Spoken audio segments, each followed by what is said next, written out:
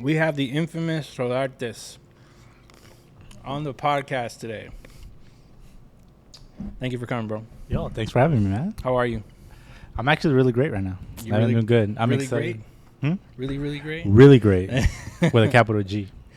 Before we get started, go ahead and tell, for the people that don't know who you are, go ahead and tell people who you are, what you do here in Charlotte. I mean, actually all over the country. I see you traveling now. So go ahead and tell people a little bit about yourself. Yeah.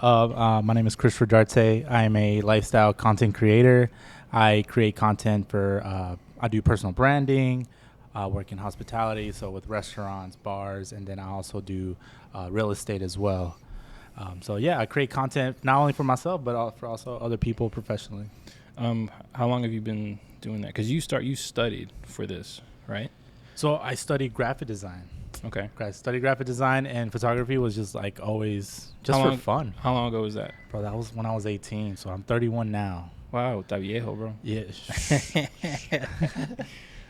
18. Yeah, I was 18 when I picked up 31 right now. my first camera. Wow. Yeah. Okay, so graphic design, how did you get from graphic design to what you're doing now? Yeah, so I honestly, I didn't even know what graphic design was when I got into it. I just knew that I wanted to do something with my art. I was always artistic. I was great with like drawing, photos, video, but everyone kept telling me like film photography is tough to get in. There's no money in it. Imagine that. Right. Yeah. No, for real. And so I believed him because obviously like, yeah, I don't see anyone making money with the camera like that, you know?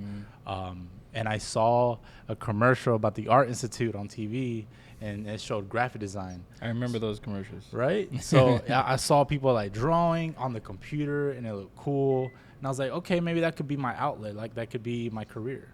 And I looked into it and I saw how much money people make from it. And I was like, okay, this is it. You were fascinated by it. Sure. It was, sure.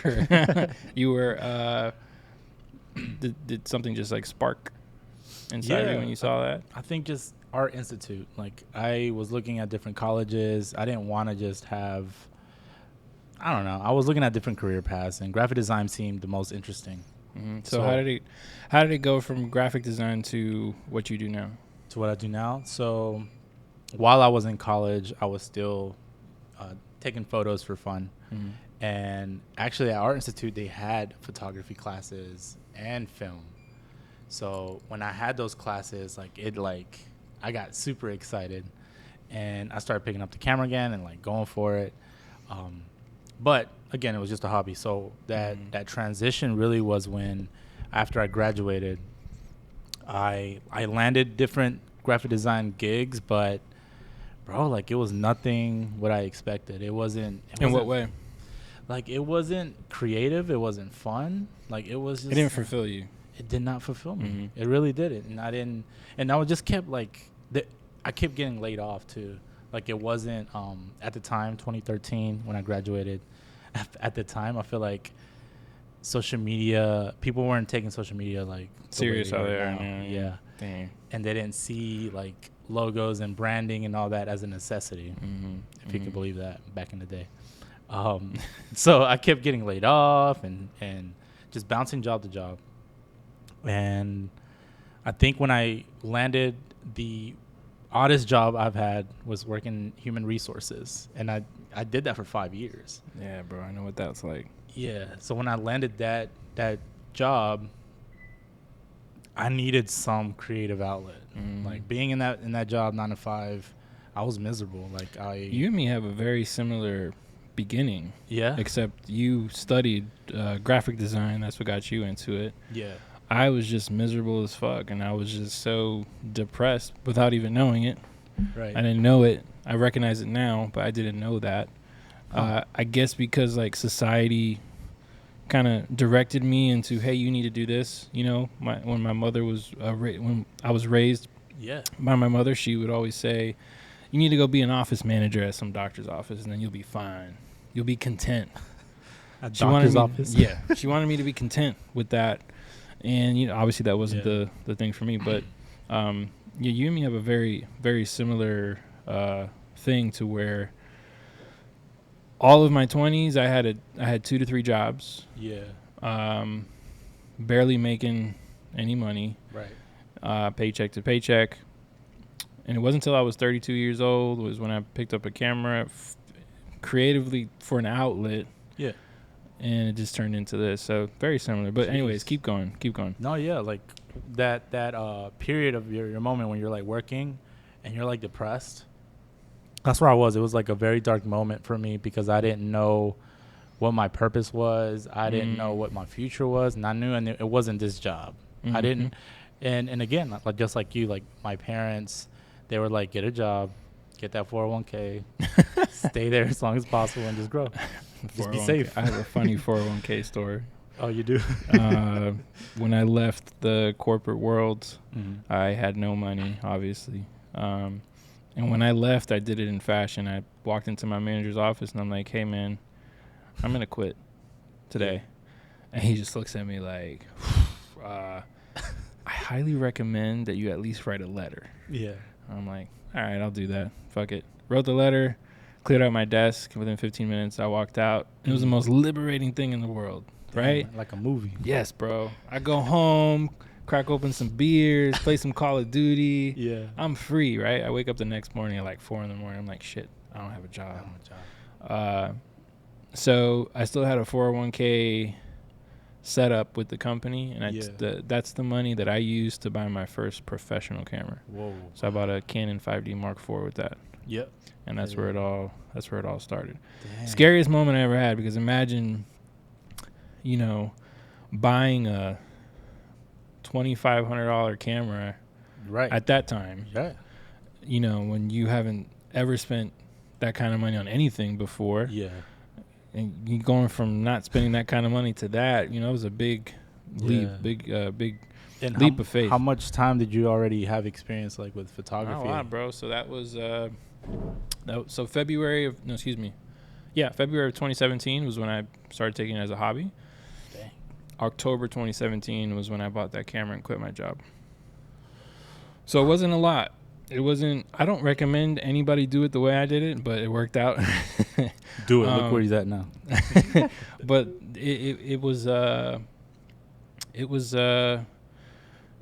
reality hit super quick, man. When I bought the camera, it sat in the box for about 3 or 4 days because I wanted to return it. I was regretting the decision. I was like, man, I don't. There's so much I could do with this money. I could go on a little trip. I could buy me some kicks. I could do this. I was just thinking stupid. But I finally took the camera out of the box. Yeah. And that's all she wrote. I made my money back within a couple of months for that camera. I quit sooner than that. And that's all she wrote. So I know you do this full time now? I do it full time now. Yeah. So you're not in the corporate world at all? No. Nice. No. This was barely last year is when I feel like the life was just pushing me to do it because I got laid off 3 times within those 2 years. So what made you finally do that jump, and how do you feel now? What made me finally do it is because as I was working remotely, I was building up my clientele and I had amazing work lined up, and I had to turn down some work because it was interfering with my full-time remote job. And I did not like that. I did not like saying no, especially if it's a job that I wanted to do. Right.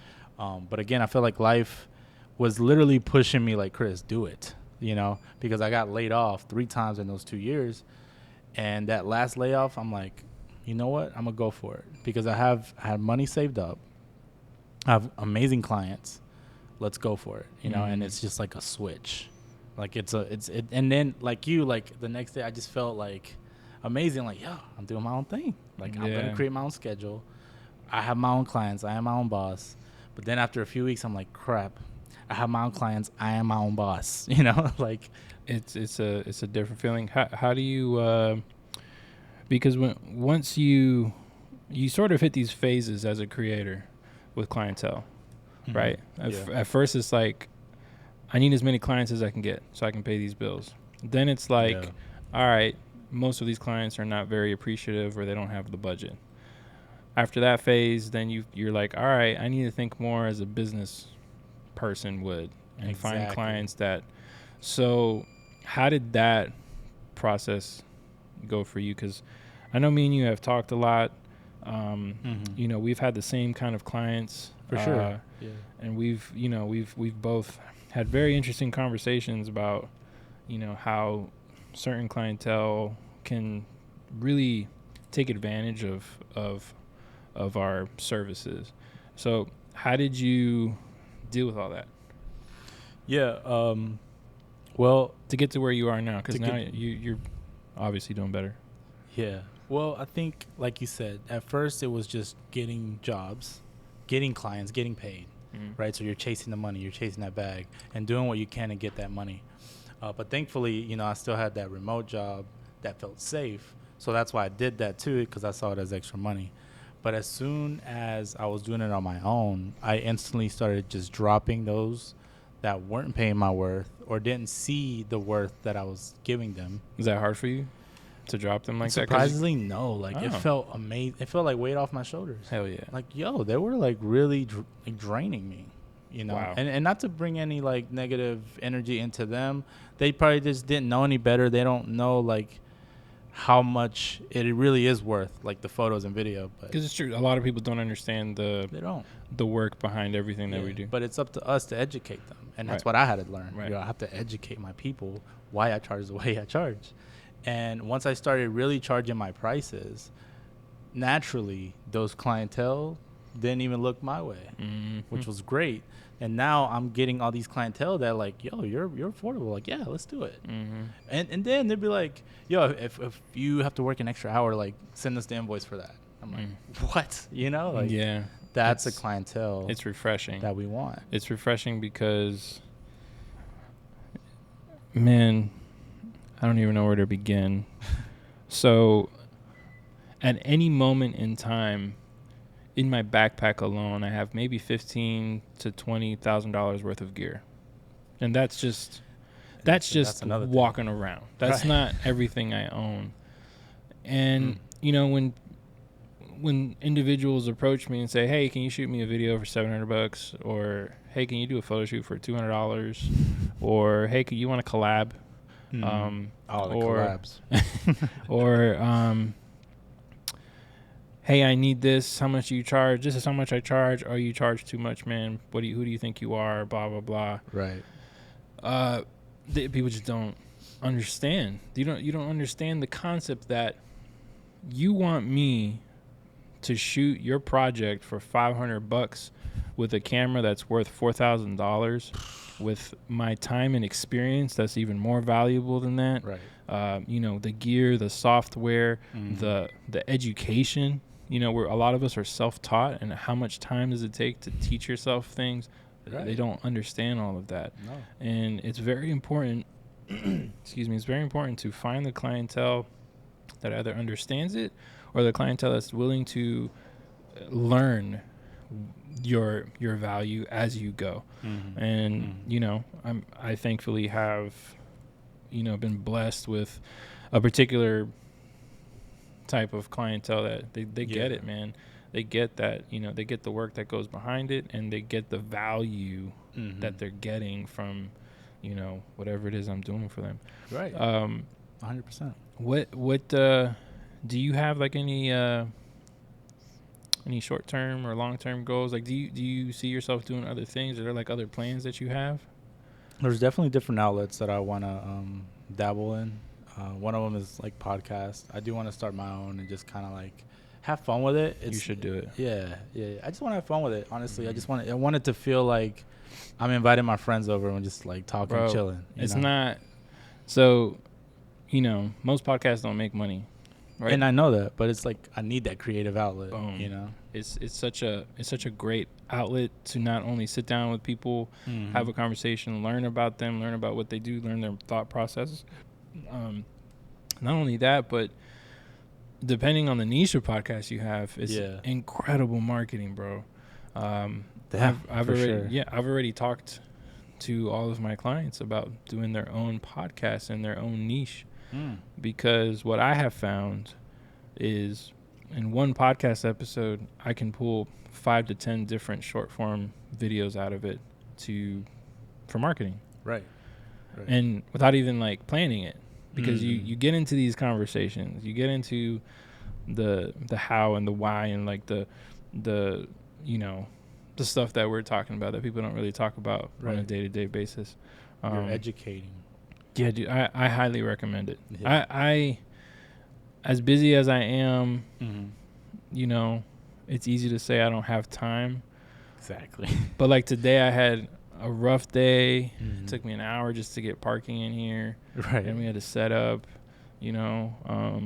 I should be heading home right about now, but this is the most relaxing part of my day now, is getting to sit down and talk with another creative. And sometimes you just sometimes you owe it to yourself to do those things. What else though? What like besides podcasting? What else do you podcasting?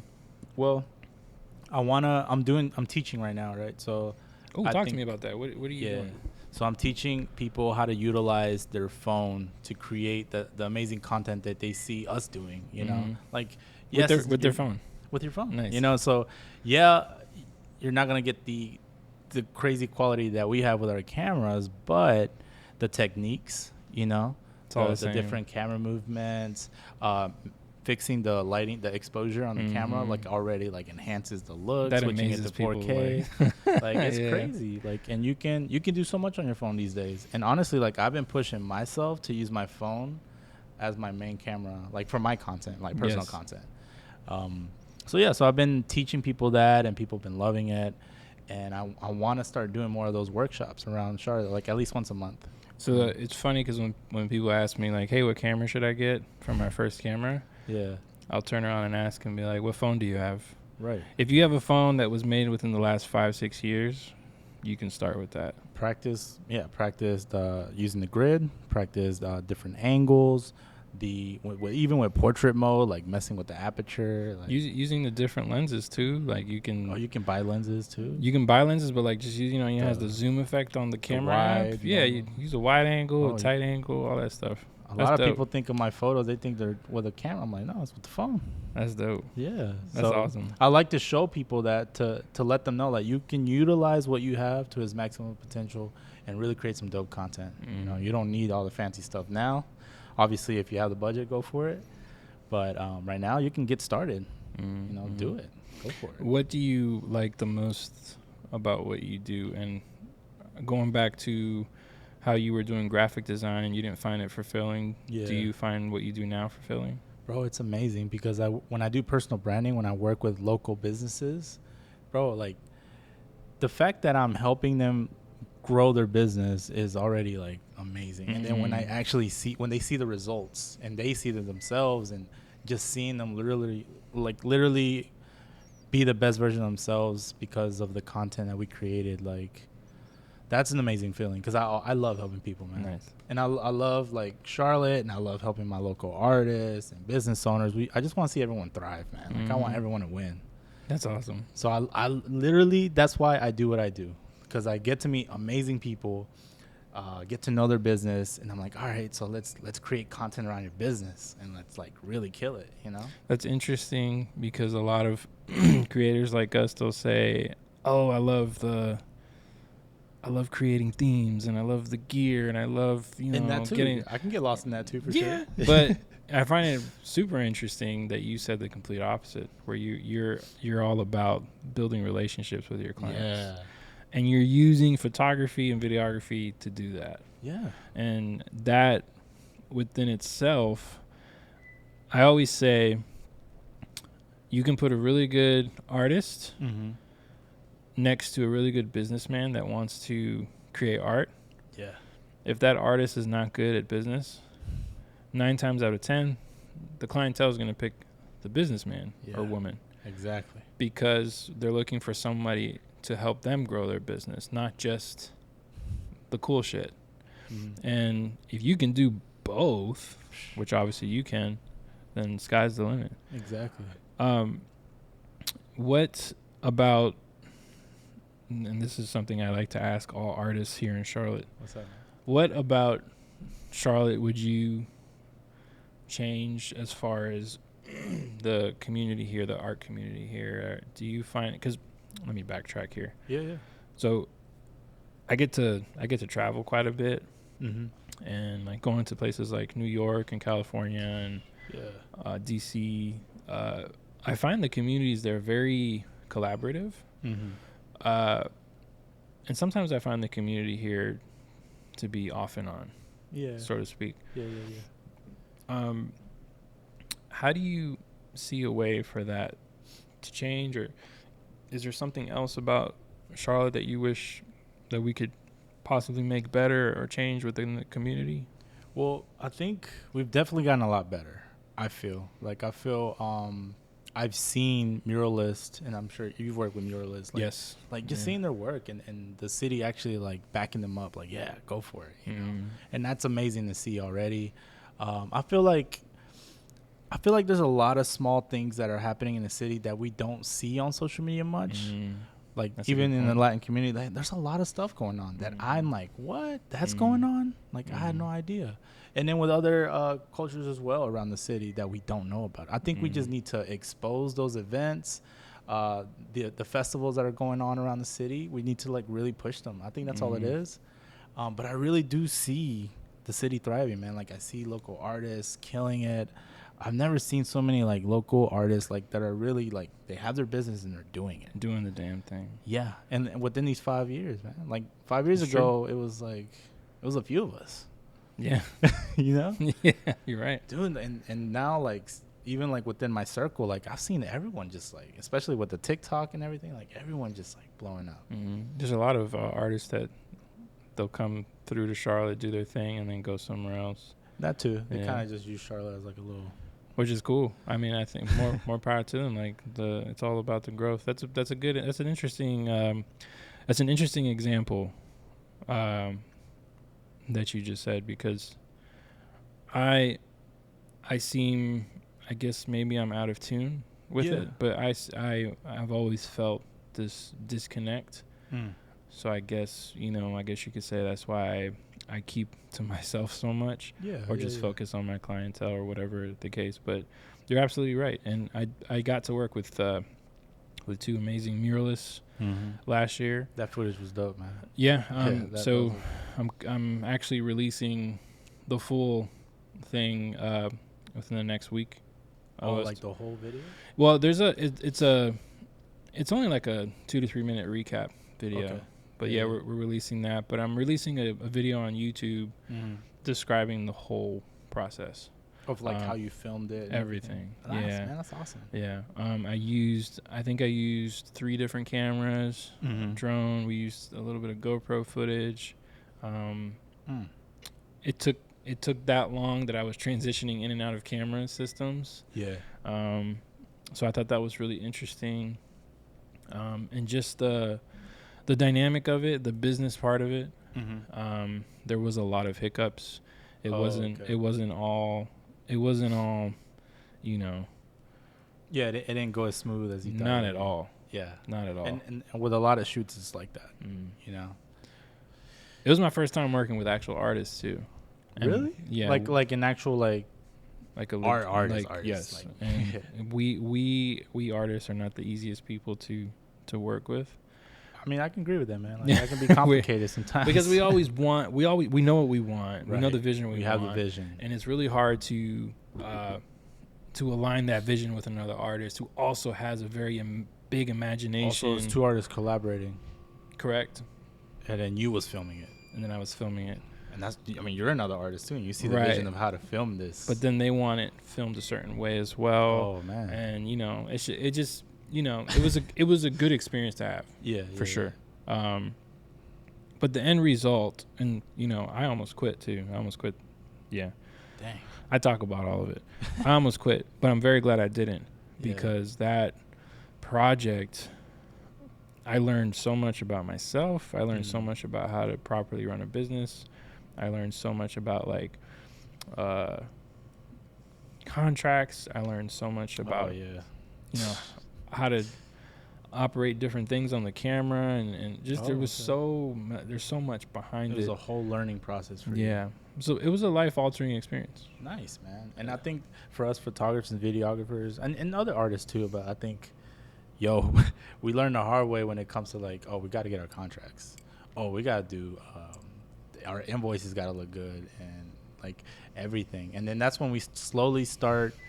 I remember that transition where I was like, I want to be the best photographer. Mm-hmm. And I transitioned to like, no, I want to be the best business owner. Yeah, there you go. You know, and then that's when I like switched, bro. Like I started looking at my photography business super differently, and then started moving differently. And then I'm like, okay, I need to, like, I think like you mentioned before the podcast, like whatever people are good at, that's what I'm gonna give it to them, you know. So like I had a lot of projects where I think for me, video editing takes forever for me. Yeah. Because I get super picky with how I want to edit, and then it takes me forever. So I'm like, all right, I'm going to just get a video editor that I can trust, you know, that they will do a good job, and just slowly start giving them that work. You're delegating. Yeah. That's really a lot hard. Of delegating. That's really hard for people like us to do. It is, because it's our work. It's our vision. And how can we expect someone else to do exactly how we want it? But if we can find someone with a similar style, like that's okay. Absolutely. But you're doing the right thing. Yeah. You're doing what I want to say. You're doing what I want to say 90% of creators are not willing to do. When I mean creators, I don't mean just like your average like influencer. I mean like creators that are actually like photographers or filmmakers or whatever the case. In our industry. Right. Yeah. It's 90%. Like, man, I know tons of artists that are way more talented than me. Yeah. Oh, absolutely. But I see some amazing artists out here. I see them struggling financially, though.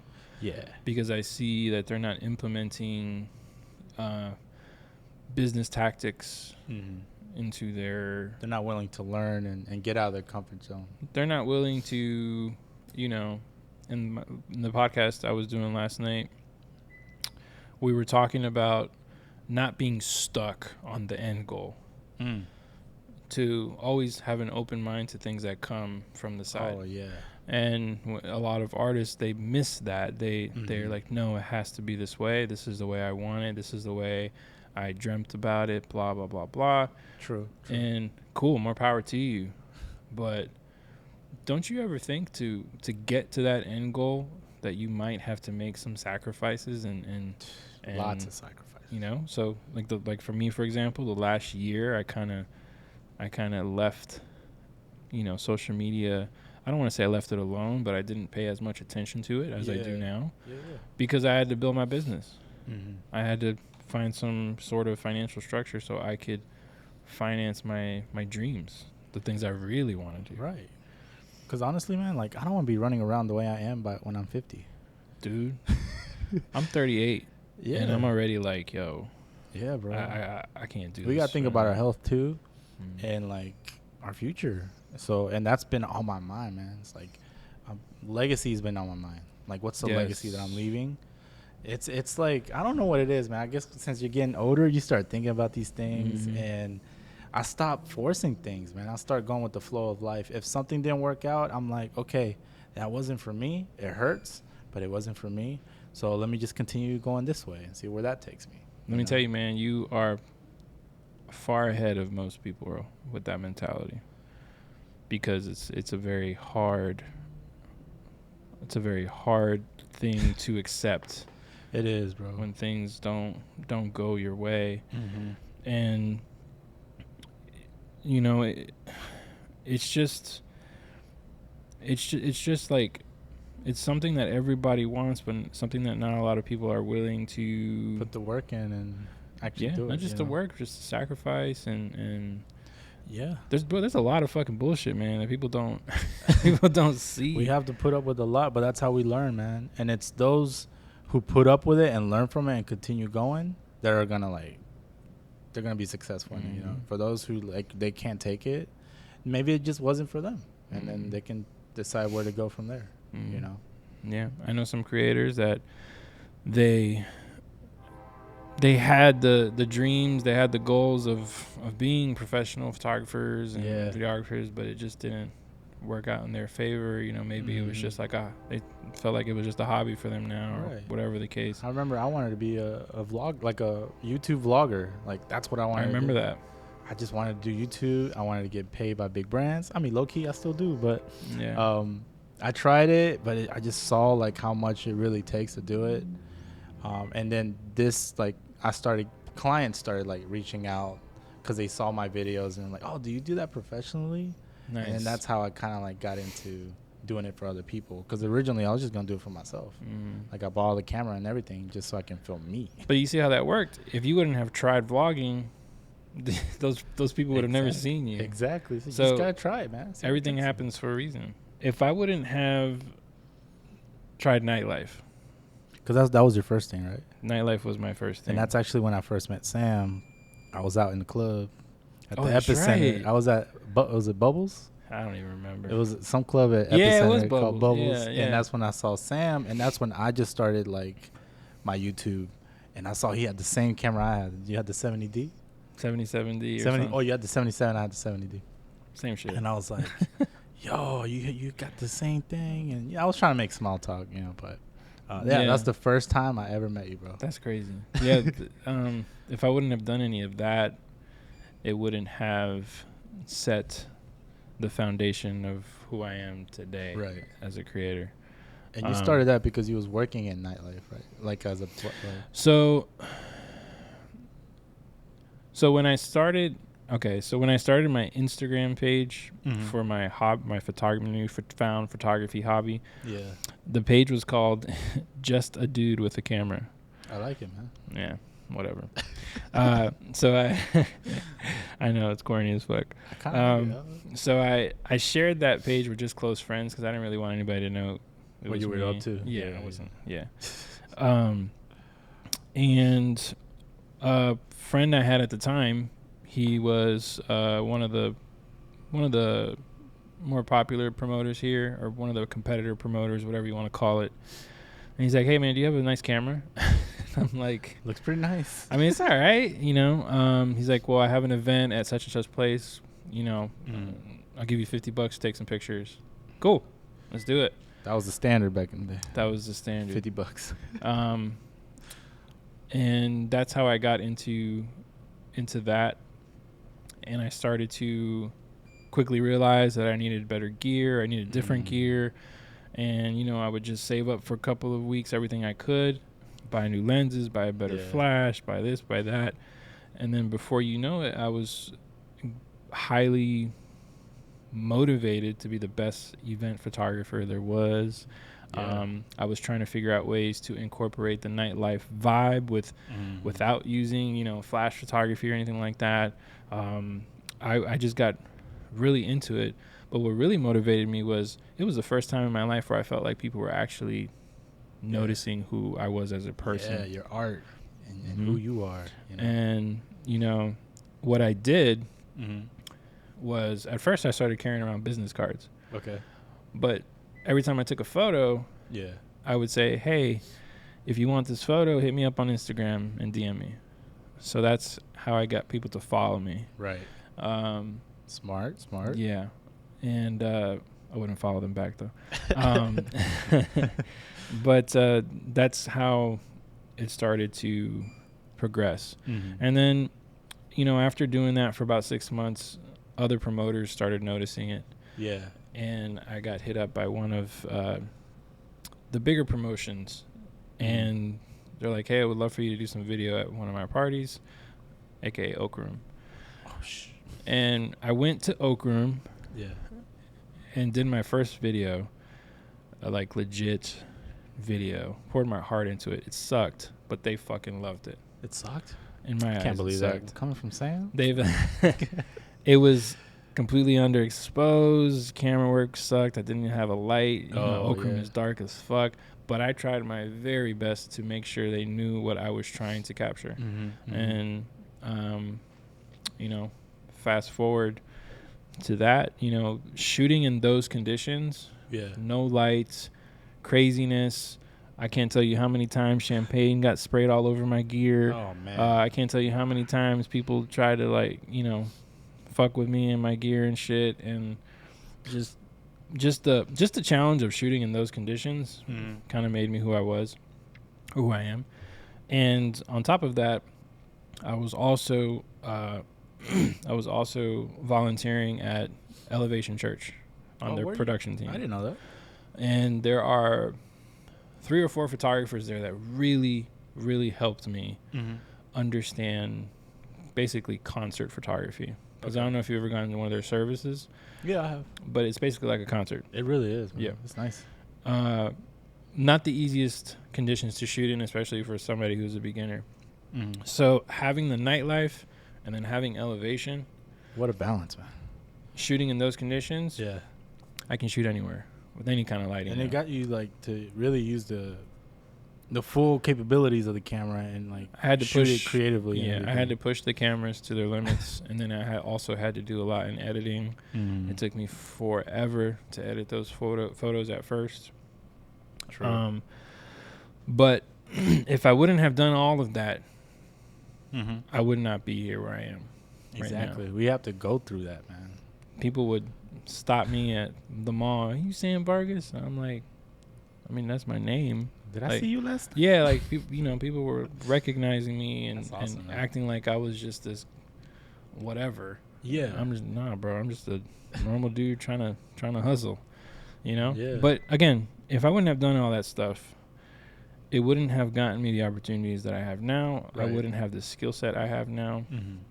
And this is why I tell people, man, just keep trying new things, keep pushing yourself to do different things. Yeah. Don't ever say no to things, especially if you're in the learning process. Yeah. Collaboration is super key when you start out, but know when to stop. Know when to stop. Know when to stop. Yeah. I still collab to this date, but I'm very specific about the people I collab with now. Yeah, for sure. Sometimes I do it just because, like, I need to have fun sometimes. You have to. Yeah. You have to. So it's really important, man. It's important to have those I call them those humble beginnings. And it wasn't easy. No. Working Thursday, Friday, Saturday, sometimes Sunday nights till 3 a.m. And I helped you on some of those nights. Yes, you did. And till this day, I see some of that behind the scenes footage that you got of me. Yeah. Because it was great. Thanks, man. Yes, sir. I try my best because that, like, I don't focus on nightlife, but I see what you shoot and I like really look at what you're looking at. So I kind of went up. It's kind of upsetting what's going on in the nightlife industry right now, at least here. Yeah. With the way creators are treated, I feel like they're underpaid and undervalued. Super underpaid. Man. And they're, a lot, it just sucks because those creators, they're providing marketing content for those promoters, venues, whatever you want to call them. I've had a couple creators actually contact me and ask me for advice. Yeah. Like, hey, I'm being treated this way. What would you do? And it breaks my fucking heart. But at the end of the day, I had to do that shit too. I mean, I was getting paid. I started out getting paid $150 an hour, $150 for a video.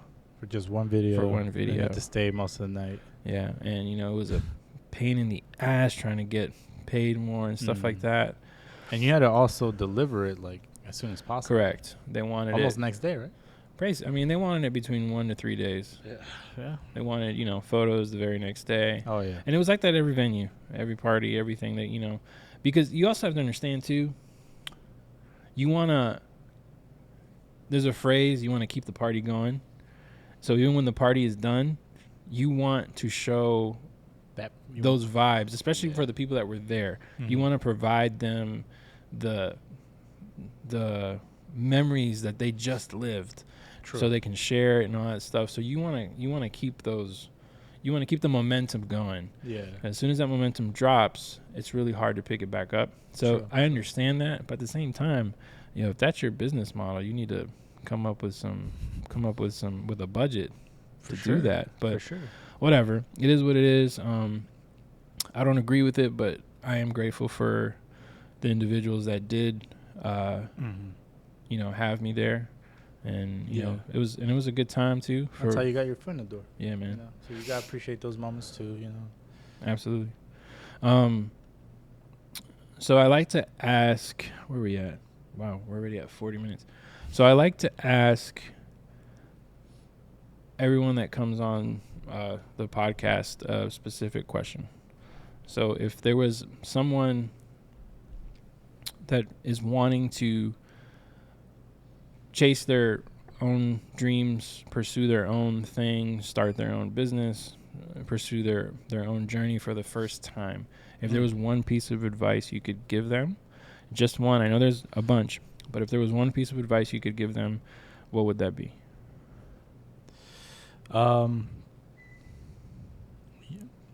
I tell this to everyone, and at the end of my class, use what you have to its fullest potential. Nice. So whatever you have, start with that, and just use it. So if you want to be a content creator, start with your phone and use it, and really go for it. And then from there, start building. Beautiful. Simple, but very, very accurate. Yeah. There's so many creators on the socials that all they use is their phone. And they're killing it. Killing it. They got huge brand deals. Bro, I got 20 G's worth of gear and I don't even have 10,000 followers. You know what I'm saying? Like, the gear does not, the gear does matter for specific things. It does. But the gear does not matter as long as the message is coming across. Is coming across. Yeah. Absolutely. And content is A1. Yeah. Well, bro, I could talk to you forever. Same here, man. I mean, I feel like I just wanted to have you on here because you and me we have come across each other's paths so much in both of our journeys. Yeah. You've helped me out with projects. I've helped you out with part of I still remember that wedding we did in Asheville. Oh my gosh, yeah. You know what's funny? No. So, funny story. Chris had hired me to be an assistant for one of his weddings, and we were just shooting video.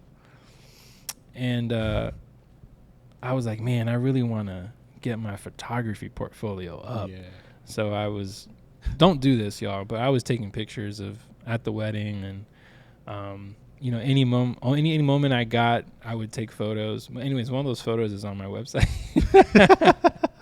But I did ask the photographer if I could take photos, and she said yes. She was cool. She didn't have to do that. She was very cool. Mm-hmm. She was really cool about it. But I wanted to tell you that photo has gotten me weddings. Nice.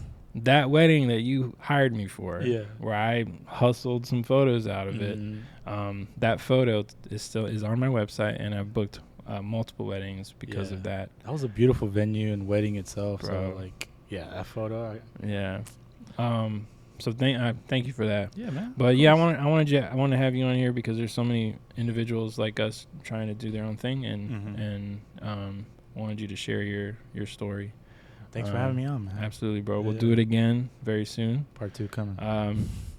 Thank you, everybody, for listening to this episode of the Hizviewz podcast. Thank you to Bokao Sushi for hosting another podcast. You've obviously been here before, right? Of course, man. Bokao, yes. You already know. The shiznang.